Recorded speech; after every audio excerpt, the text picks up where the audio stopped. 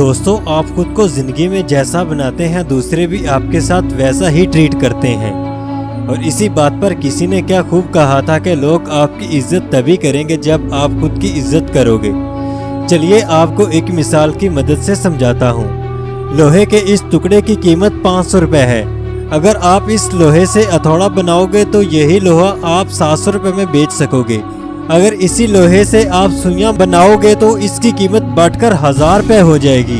और अगर इसी लोहे से जब आप लोट जैसी घड़ी बनाओगे तो इसकी कीमत बढ़कर लाखों में चली जाएगी। मेरे कहने का मतलब है कि आपने खुद को क्या बनाया है, ये काम आपकी कीमत को तय करता है। अगर आप जमीन की मट्टी को बेचोगे तो चंद सौ रुपयों में बिकेगी। अगर इसी मट्टी से ईंटें बनाकर बेचोगे तो इसी मट्टी की कीमत हजारों में होगी। और अगर इसी मट्टी से आप खूबसूरत मुजस्समा बनाकर बेचोगे तो इसी मट्टी की कीमत लाखों में होगी।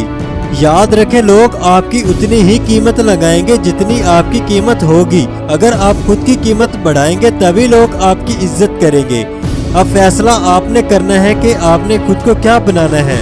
एक कामयाब इंसान या एक मामूली सा इंसान जिसकी जिंदगी का कोई मकसद नहीं होता। और ठान लो इस बात को कि जिंदगी में जरूर कुछ बड़ा करोगे, जरूर कुछ अलग करोगे।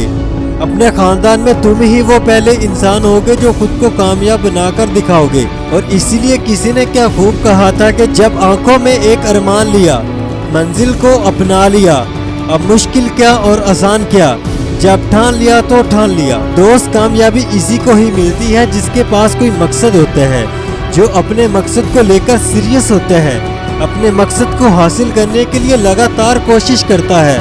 और याद रखें, मकसद कितना ही बड़ा क्यों ना हो, उसे हासिल करने का सिर्फ एक ही तरीका है कि उसे हासिल करने के लिए कोशिश की जाए। और इसीलिए किसी ने बुजुर्ग से पूछा कि बाबा, अगर किस्मत में लिखा है कि मिल जाएगा तो फिर कोशिश करने का क्या फायदा।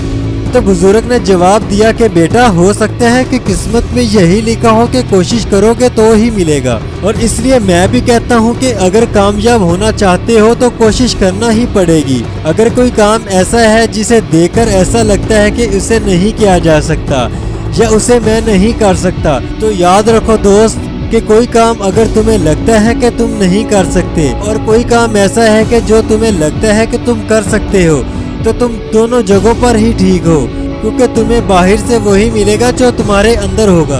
और अगर तुम अपने अंदर यही सोचते हो कि तुम किसी काम को नहीं कर सकते तो ठीक है, तुम सही सोचते हो। और इसलिए मैं अपनी वीडियोस में बार बार यही कहता हूँ कि अगर कामयाब होना चाहते हो तो खुद को अंदर से बदलो, तभी कुछ बड़ा कर सकोगे।